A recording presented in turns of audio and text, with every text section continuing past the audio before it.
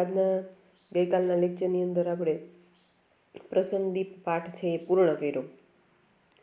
એ પાઠની અંદર આપણે જોયું કે ખરેખર તોફાન દિન ઉજવવા માટે થઈને વિદ્યાર્થીઓ કેવા થનગની રહ્યા હતા અને નાના ભાઈ એમને જે એક કેળવણીકારની અદાથી એમને એ તોફાન દિન ખરેખર સારું છે કે નહીં એ કેવી રીતના સમજાવ્યું એ બધું આપણે જોયું। હવે આપણે એના પછીનો જે પાઠ જે છે પરાજયની જીત ખંડકાવ્ય છે।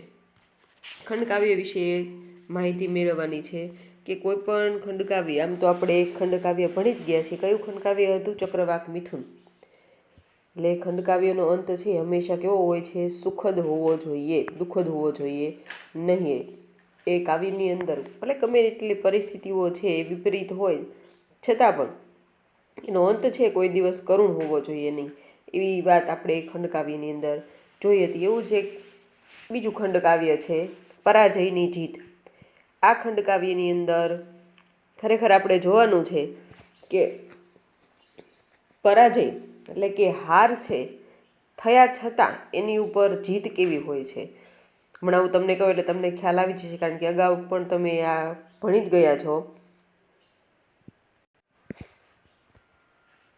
કે પરાજયની જીત। આ ખંડકાવ્યની અંદર કવિ છે પ્રહલાદ પારેખ, એમણે રાજા અશોકના મનમાં ચાલતું મનોમંથન છે એ નિરૂપણ કર્યું છે। એ વાત તમે સાંભળી જ હશે કે સમ્રાટ અશોક વિશેની। સમ્રાટ અશોક જે ચંદ્રગુપ્ત મૌર્ય છે એના પૌત્ર થાય, એટલે કે ચંદ્રગુપ્ત મૌર્ય છે જે મહાન સમ્રાટ થઈ ગયા, એના પુત્રનું નામ હતું બિંબિસાર અને એના પુત્રનું નામ છે અશોક।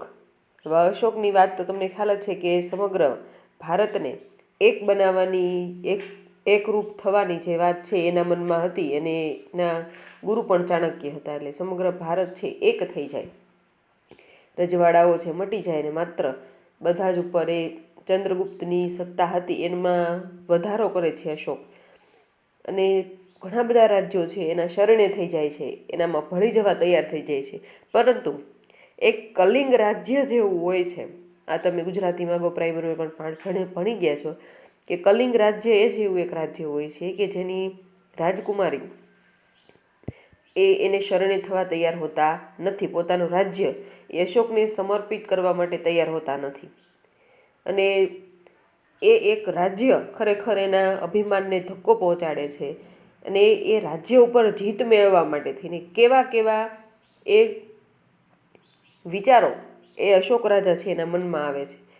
હવે જુઓ, અગાઉ તમે ભણી ગયા છો કે કોઈ પણ રાજ્ય જ્યારે શરણે ન થાય ત્યારે એની ઉપર કેવા કેવા અત્યાચારો કરવા, કે તેને ભોજન છે એ જે જગ્યાએથી મળતું હોય, એ અનાજ મળતું હોય જે જગ્યાએથી અથવા શાકભાજીને એવું જે જગ્યાએથી મળતું હોય એ બધું બંધ કરાવી દેવું, ખોરાક છે એ ક્યાંયથી મળે નહીં અને એના જે પીવાના પાણીના કૂવા હોય એમાં ઝેર ભેળવી દેવું। એટલે આવું ઘણું બધું જે છે એ લોકો કરતા હોય છે। અને જ્યારે એ રાજ્યના સૈનિકોને બધું મૃતપ્રાય થઈ જાય છે, પ્રજા છે એ ત્રાહી ત્રાહી પુકારવા મળે છે, ત્યારે ખરેખર ત્યાંના રાજકુમારીને એ હોય છે એ લોકો શરણે થાય છે કે હવે અમારું રાજ્ય અમે તેને સમર્પિત કરીએ છીએ।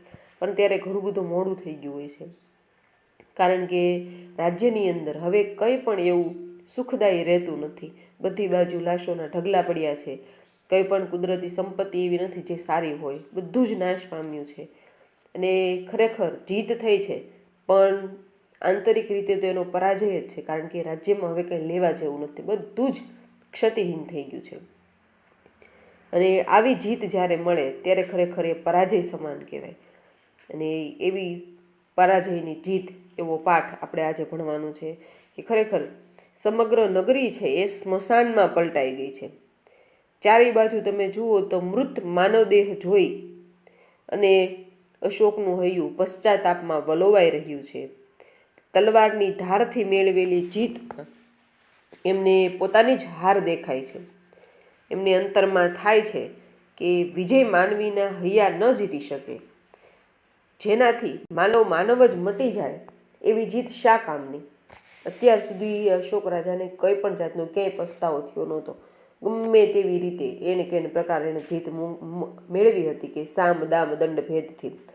પરંતુ જ્યારે કલિંગ રાજ્યની અંદર આવે છે, નથી કહેતા માણસને અમુક સમય એવો હોય છે કે ખરેખર કોઈ પણ રીતે એ ક્રૂર હોય, પણ અમુક સમય એવો હોય છે કે ખરેખર એનામાં કાં પશ્ચાતાપની લાગણી થાય, કાં એનું મૃત્યુ સામે દેખાય, કંઈક એવું બને કે એને દેખાય કે ખરેખર પોતે કેવા કેવા કર્મ કરી રહ્યો છે. તો અશોક રાજાને છેલ્લે આ કલિંગની અંદર દર્શન થાય છે કે ખરેખર માણસ જ મટી જાય તો પછી એ જીત શા કામની. અશોકના હૈયામાં કરુણા જાગી અને ત્યાર પછી એને પસ્તાવો થઈ ગયો. અત્યાર સુધી મેં જે જીત મેળવી છે એ ખરેખર પરાજય સમાન જ છે. હવે એવી જીતનું શું કરવું? જો માણસો જ એ જીતની ઉજવણી કરવા માટે ન રહે તો પછી જીત શા કામની.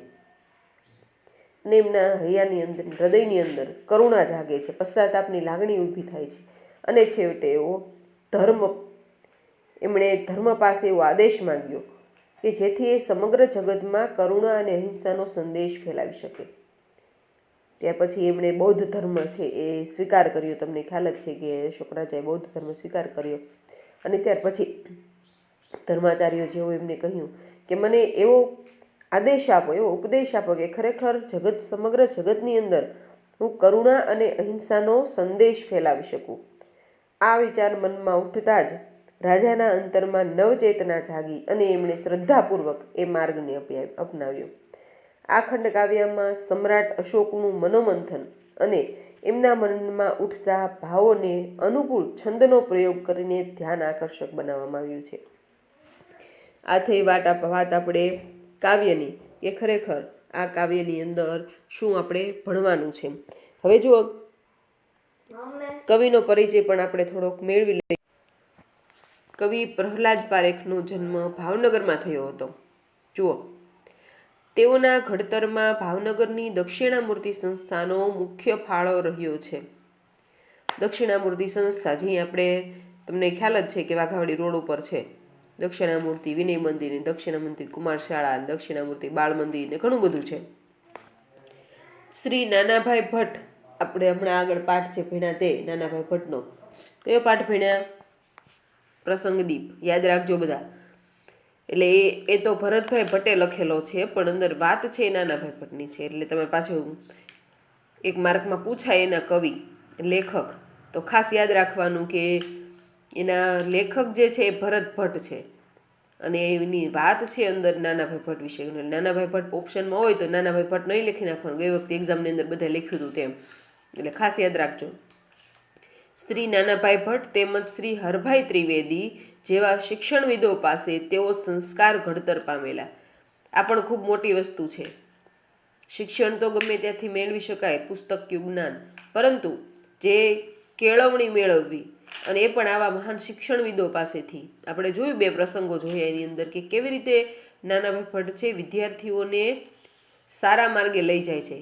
વિદ્યાર્થીઓને ખબર પણ ન પડે અને એના પર ગુસ્સે પણ થયા વગર એ કેવી રીતના પોતાની કેળવણીની અદાથી એ ખરેખર એને સાચા રસ્તે લઈ જાય છે. એવા શિક્ષણવિદો પાસેથી જેઓ સંસ્કાર અને ઘડતર પામેલા છે. ઘણા કહે ને એ ભણ્યો છે પણ ગણ્યો નથી. એટલે એવું પણ ન થવું જોઈએ. ભણવાનું અને સાથે સાથે ભણતર અને ગણતર બંને સાથે ચાલવા જોઈએ. ગુજરાતી કાવ્ય સાહિત્યમાં 1940 પછી એમના બારી બહાર કાવ્ય સંગ્રહથી સૌંદર્ય અભિમુખ કાવ્યધારા શરૂ થઈ. બારી બહાર સંગ્રહની બીજી આવૃત્તિમાં એમના સરવાણી કાવ્ય સંગ્રહના કાવ્યો સમાવી લેવાયા છે. પ્રકૃતિ અને માનવ પ્રેમના ગીતો તેમજ છંદોબદ્ધ કાવ્યો ઇન્દ્રિય ગ્રાહ્ય અભિવ્યક્તિ તેમજ નિરાળી લય સમૃદ્ધિથી વિશેષ ધ્યાનપાત્ર બન્યા છે. ઉમાશંકર જોશીની પ્રસ્તાવનાનો લાભ આ સંગ્રહને મળ્યો છે. રાજકુમારીની શોધમાં તેમજ કરુણાનો સ્વયંવર જેવી દીર્ઘબાળ વાર્તાઓ પણ તેમણે આપી છે. એટલે આ થઈ પ્રહલાદ પારેખ વિશેની વાત. એક્ઝામની અંદર તમને પૂછાય કે કાવ્ય પરાજયની જીત, કાવ્યનો પ્રકાર શું છે? તો પ્રકાર છે ખંડકાવ્ય. ખાસ યાદ રાખજો. આ બધું છે બોર્ડની એક્ઝામમાં પણ પૂછાય છે. તમારે એના લેખક અને એનો પ્રકાર છે જ્યારે તમે કાવ્ય સમજો ત્યારે જ યાદ રાખી લેવાના. પછી તમે એમને ગોખવા બેસો તો યાદ ન રહે. આ કાવ્ય છે કયા પ્રકારનું છે? તો પરાજયની જીત કાવ્ય છે ખંડકાવ્ય છે અને એના કવિ છે પ્રહલાદ પારેખ. હવે આપણે કાવ્ય છે શરૂ કરીએ છીએ. જો ખૂબ જ સરસ મજાનું કાવ્ય છે, ધ્યાનથી સમજજો એટલે યાદ રહી જશે. એના પ્રશ્નોને જવાબ, ગ્રામર પણ આવતું હોય એ પણ સાથે આપણે કરતા જશું. ત્યાર પછી હવે કાવ્ય શરૂ કરીએ છીએ કે થયું ખતમ યુદ્ધને સકલ શોર તેનો શમ્યો, કલિંગ પડ્યું અશોક નૃપ પામ્યો છે જય. શું કે છે અહીંયા? થયું ખતમ યુદ્ધ. હવે યુદ્ધ છે એ ખતમ થઈ ગયું છે. સકલ શોર તેનો શમ્યો. સકલ એનો અર્થ થાય છે સઘળું અથવા તમામ. બધી બાજુ જે શોર હતો, અવાજ હતો, ઘોંઘાટ હતો, બુમરાણ હતી, બધા રાડો પાડી રહ્યા હતા, દેકારો કરી રહ્યા હતા, યુદ્ધ શરૂ થતું, ક્યાંક કૂવામાં ઝેર નાખેલું, જે પાણી પીને લોકો મરી રહ્યા હતા. એટલે બધી જ બાજુ શોર હતો. તેનો શમ્યો એટલે હવે શાંત પડી ગયો છે. યુદ્ધ પૂરું થઈ ગયું છે. અશોક રાજા જે છે એને કલિંગ ઉપર જીત મેળવી લીધી છે. યુદ્ધ ખતમ થઈ ગયું છે. ને સકલ શોર તેનો શમ્યો. જે શોર હતો, જે ઘોંઘાટ હતો, જે બધી બાજુ લોકો બૂમાબૂમ કરી રહ્યા હતા, તે હવે શાંત થઈ ગયું છે. કારણ કે માણસો હવે મૃત્યુ પામી ગયા છે. કલિંગ પડ્યું. કલિંગ પડ્યુંનો અર્થ થાય છે કલિંગ હવે પરાજિત થયું છે. અશોક નૃપ પામ્યો છે જય. અશોક રાજા જે છે, નૃપ એટલે રાજા, એક્ઝામમાં પૂછાય સમાનાર્થી શબ્દોમાં, તે યાદ રાખજો. અશોક નૃપ પામ્યો છે જય. અશોક રાજા છે હવે વિજય થયો છે. ભયંકર હતી લડાઈ, સહુ નાદ શસ્ત્રો તણા. એ જે લડાઈ હતી ખરેખર કલિંગની, અને અશોક રાજા ક્યાંના રાજા હતા? મગધના. મગધના જે રાજા હતા અશોક, એ બંને વચ્ચે જે બંને સેનાઓ છે, જે યુદ્ધ, ભયંકર યુદ્ધ, લડાઈ ચાલી રહી હતી. સહુ નાદ શસ્ત્રો તણા. નાદ એટલે અવાજ, સમાનાર્થી શબ્દોમાં પૂછાય છે, ખાસ યાદ રાખજો. સહુ નાદ શસ્ત્રો તણા. એ બધા અવાજ છે શસ્ત્રોના, કારણ કે તે વખતે બંદૂક નહોતી કે તોપ ગોળા નહોતા, માત્ર તલવારથી લડવાનું હોય. તલવાર હોય ને ભાલા હોય ને હાથેથી લડતા હોય, મલ્લયુદ્ધ થતા હોય ને બધું. એટલે સહુનાદ શસ્ત્રો તણા. બધા જ અવાજ જે શસ્ત્રોના થતા હતા એ હવે ધીમે ધીમે શાંત પડ્યા છે. ભયાનક હતા. કૃતાંત કરતો અહીં તાંડવ. કૃતાંત શબ્દનો અર્થ શું થાય? યમ અથવા કાળ અથવા મૃત્યુ. શબ્દો છે ખાસ યાદ રાખજો, પેન્સિલથી તમે ટીક કરતું જવાનું જે શબ્દો છે નીચે. એટલે આ બધા જ શબ્દો તમને સમાનાર્થી માટે ઉપયોગી છે. સમાનાર્થી જે તમને એક શબ્દના બે સમાનાર્થી હોય એમાં આવા શબ્દો પૂછાય, થોડાક અટપટા. બે સહેલા હોય, બે અટપટા હોય, અઘરા ન હોય પણ અટપટા હોય. પછી તમે એક સાચો ને ખોટો લખો તો માર્ક તો નથી મળવાના. એટલે ખાસ યાદ રાખજો. કૃતાંત શબ્દનો અર્થ થાય છે યમ, કાળ અથવા મૃત્યુ, યમરાજ. કૃતાંત એટલે યમરાજ. ભયાનક હતા. કૃતાંત કરતો તહીં તાંડવ. જાણે કે યમરાજ તાંડવ કરી રહ્યો હોય અને માણસોની મૃત્યુ પથારીએ સુડાવતો હોય એવો તાંડવ કરતો હતો. એટલે આ લડાઈ છે વધુ ભયાનક હતી. અને સહુ નાદ શસ્ત્રો તણા. આ શસ્ત્રોના જે અવાજ છે એ ભયંકર સંભળાઈ રહ્યા હતા. બધાય મધુરા સ્વરો જીવનના ગયા હતા ડૂબી, પ્રચંડ અતિ યુદ્ધના ગરજતા મહાનાદમાં. બધાય જીવનના જે મધુર સ્વરો હતા કે જેમ સવાર પડે અને બધાના ઘરની અંદરથી સુંદર આરતીનો અવાજ સંભળાય, હસી ખુશીથી બધાય સવારની સૂરજનું સ્વાગત કરતા હોય, પોતપોતાના કામમાં હસી ખુશીથી લાગી જતા હોય, અને રોજનું જીવન છે ખૂબ આનંદમય હોય. એવા આનંદમય સૂરો જે છે જીવનના, એક એક ડૂબી ગયા, કારણ કે માણસો જ હવે મૃત્યુ પામ્યા છે. પ્રચંડ અતિ યુદ્ધના ગરજતા મહાનાદમાં. જે પ્રચંડ એટલે કે ખૂબ પુષ્કળ એવો અવાજ હતો, ગરજતો હતો, ક્ષનો યમ, જાણે કે તાંડવ કરી રહ્યો હોય અને બધાને પોતાની તરફ બોલાવી રહ્યો હોય એવો મહાનાદ એ યુદ્ધનો થતો હતો. અતિ એટલે કે ખૂબ જ એવો પ્રચંડ એવો ભયંકર તાંડવ જે છે યમરાજ કરી રહ્યા હતા. એની અંદર ખરેખર બધા જ માણસોના મધુર જીવનના જે સંગીત હતા, મધુર જીવન હતા, જાણે કે ડૂબી ગયા હતા. ત્યાર પછી કહે છે, શમ્યો બહુ દિનો પછી પદ પ્રહાર એ તાંડવી, પરાજિત કલિંગમાં ચૂપકીદી છવાઈ ગઈ. હજુ આ ચૂપકીદી શબ્દ છે એ તમને જોડણીમાં પૂછાય, જોડણી સુધારો ખાસ યાદ રાખજો. જો ચૂપકીદી કી અને દી બંને દીર્ઘ આવે ને ચૂ હસવા આવે. એટલે ખાસ નજર ફરી જવી જોઈએ એકવાર આવા શબ્દો હોય ત્યાં કે આનું આમ જ થાય. પછી તમારે ક્યાંય આજુબાજુ ફાફા મારવા ન પડે કે શબ્દ ગોતવા જવા ન પડે કે આમાં શું આવે. એટલે ખાસ ધ્યાન રાખજો. શમ્યો બહુ દિનો પછી પદ પ્રહારે તાંડવી પરાજિત કલિંગમાં ચૂપકીદી છવાઈ ગઈ. શમ્યો બહુ દિનો પછી. હવે જો હસ્વ દિન છે એનો અર્થ શું થાય છે? દિવસ. અને દીર્ઘ દિન હોય તો એનો અર્થ શું થાય? ગરીબ.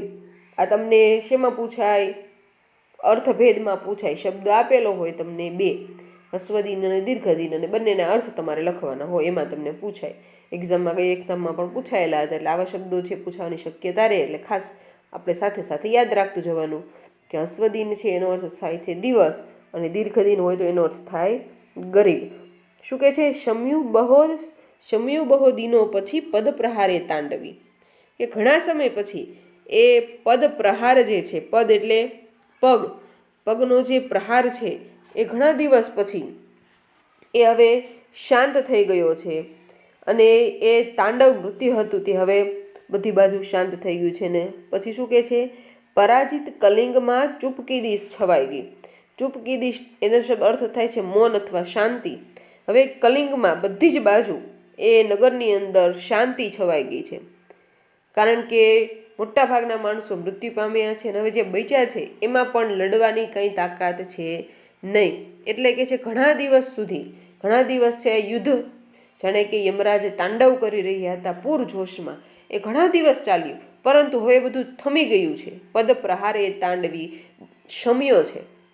એ તાંડવ જે હતું એ ખરેખર હવે શમ્યું છે. હવે યુદ્ધની અંદર જે સૈનિકો લડી રહ્યા હતા, અને અશોકના સૈનિકો પણ જે હુમલો કરી રહ્યા હતા સામદામ દંડ ભેદથી બધી રીતે, એ બધો જ ભણકાર જે છે હવે શમી ગયો છે. અને પરાજિત કલિંગ, હવે કલિંગ છે એ પરાજય પામ્યું છે. અને આવા પરાજિત કલિંગની અંદર ચૂપકીદી છવાઈ ગઈ. એટલે બધી જ બાજુ હવે શાંતિ છવાઈ ગઈ છે. પરંતુ ચૂપકીદી એ ભયદ યુદ્ધથી એ હતી. શું કહે છે? પરંતુ આ ચૂપકીદી એટલે આ જે શાંતિ હતી એ ખરેખર યુદ્ધ કરતાં પણ વધારે ભયાનક હતી. તમે માત્ર કલ્પના કરો, સિરીઝની અંદર અને પિક્ચરની અંદર ઘણી જગ્યાએ તમે આવું બધું જોયેલું હોય છે કે બધા માણસો છે એ યુદ્ધ થયું હોય, બધા માણસો મૃત્યુ પામ્યા હોય, અને માત્ર જે વિજય થયા હોય અમુક લોકો એ પણ લોહી લોહાણ સ્થિતિમાં હોય. કારણ કે વિજય પામે એ પણ કાંઈ બધા જ જીવતા હોતા નથી. અને એ વિજય ખરેખર કેવો હોય તમે માત્ર કલ્પના કરો. તમે પિક્ચરની સિરિયલને, ધાર્મિક સિરિયલો, મહાભારત એ બધું જોતા હોય એટલે તમને ખ્યાલ હોય. ખાલી માત્ર કલ્પના કરો ને તો એ તમને વિચાર આવે કે પરંતુ ચૂપકીદી એ ભેદ યુદ્ધથી હતી. પરંતુ આ જે શાંતિ હતી નગરની અંદર ખરેખર એ યુદ્ધ કરતાં પણ ભયાનક હતી. નિરાશ નગરી હતી નયન નીરને ઢાળતી. હવે નગરી કેવી બની ગઈ હતી? આ કલિંગ નગર નિરાશ બની ગયું હતું, હતાશ થઈ ગયું હતું કે હવે પૂરું થઈ ગયું. હવે શેના માટે લડવાનું? લડતા હતા શેના માટે? માણસો માટે થઈને, કે આ નગર અમારું છે, અમારે કોઈને આપવું નથી, અમારે કોઈને શરણે જવું નથી.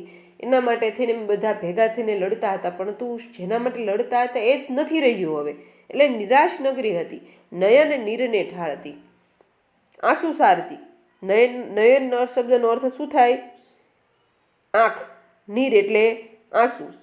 એટલે હવે આંખમાંથી આંસુ સારતી હતી બિન સહાય એ કરુણ આજ તેની સ્થિતિ, સમૂળ ઉખડી ગયેલ મૃદુ વેલશી એ પડી. ખાસ યાદ રાખજો, આ પંક્તિ છે થોડીક અલગ છે કે હતી બિન સહાયે. હવે એ સહાય વગરની થઈ ગઈ હતી. કારણ કે એના જે સૈનિકો હતા, મુખ્ય નેતાઓ હતા, બધા જ મૃત્યુ પામ્યા હતા. માત્ર અમુક જણા જ બચ્યા હતા, ને એ પણ કેવા હતા? અસહાય. કરુણ આજ તેની સ્થિતિ, એ લોકોની સ્થિતિ જ એવી કરુણ બની ગઈ હતી.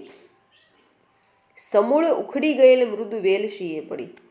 મૃદુ એટલે કે કોમળ.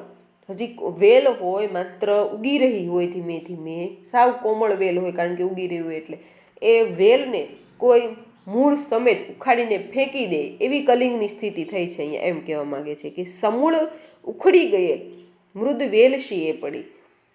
એવી વેલને ખરેખર મૂળમાંથી ઉખાડીને કોઈ ફેંકી દે એમ જાણે કે કલિંગને ફેંકી દીધું હોય એવી સ્થિતિ કલિંગની થઈ છે અત્યારે. વાગોળે છે વિજય શિબિરે આજ સમ્રાટ નેતા. અશોક સમ્રાટની વાત અહીંયા આવી કે અશોક સમ્રાટ છે પોતાના વિજયને વાગોળે છે કે જેમ ગાય ભેંસ ઘાસનો ચારો છે ખાઈ લે, એ ખારે ખાઈ લે, પછી જ્યારે તમે બેઠા હો, ગાય ભેંસ બેઠા હોય ત્યારે જમો તો બેઠા બેઠાનું મોઢું હલતું એ વાગોળતા હોય, બેઠા બેઠા ચાવતા હોય. એટલે કે છે કે હવે સમ્રાટ નેતા છે પોતાનું શિબિર છે એની અંદર, શિબિર એટલે છાવણી, એની અંદર ખરેખર બેઠા બેઠા હવે એ વિજયને વાગોળી રહ્યા છે કે કલિંગની અંદર જ્યારે આપણે યુદ્ધ શરૂ કર્યું ત્યારે કેવી પરિસ્થિતિ હતી અને ત્યાર પછી કેવા કેવા પ્રકારે કેવા કેવા આપણે અત્યાચારો કર્યા અને શું શું કર્યું જેના લીધે આપણને વિજય મેળવ્યો, બધું વાગોળી રહ્યા છે નેતા. દીપ્તિ તેના નયનમહી છે દર્પ કેરી ભરેલી. દીપ્તિ એટલે પ્રકાશ, એના આંખમાં પ્રકાશ છે પણ કેવો છે? દર્પ એટલે કે અભિમાન, ગર્વ. જો તમને પૂછાયેલો છે, ખાસ યાદ રાખજો, દર્પ શબ્દનો અર્થ થાય છે અભિમાન અથવા ગર્વ. જે તમે ભણો છો એમાંથી જ પૂછે છે, કે એ બહારથી પૂછાતું નથી, પરંતુ તમને એમ થાય તો નવું છે, પણ ક્યારે જ્યારે ભણ્યા હોય ત્યારે ધ્યાન ન હોય એટલા માટે થઈને. એટલે ખાસ ધ્યાન રાખવાનું. શું કહે છે અહીંયા? દર્પ એટલે કે અભિમાન. દીપ્તિ તેના નયનમહી છે દર્પ કેરી ભરેલી. કારણ કે અત્યારે એને વિજય ખૂબ વહાલો લાગે છે. શા માટે? કારણ કે એની આંખની અંદર જે પ્રકાશ છે એ અભિમાનનો છે. જ્યારે અભિમાનનો પડદો છે હટશે ત્યારે એને પ્રકાશ એટલે કે ભાવ જાગશે કે ખરેખર આ જે મેં કર્યું એ ખોટું છે, આવું ન કરવું જોઈએ, અને ત્યાર પછી એની પશ્ચાતાપની લાગણી જાગશે. પરંતુ અત્યારે તો ખરેખર અભિમાન છે એની આંખમાં, અભિમાનરૂપી પ્રકાશ છે. દીપ્તિ તેના નયનમહી છે દર્પ કેરી ભરેલી.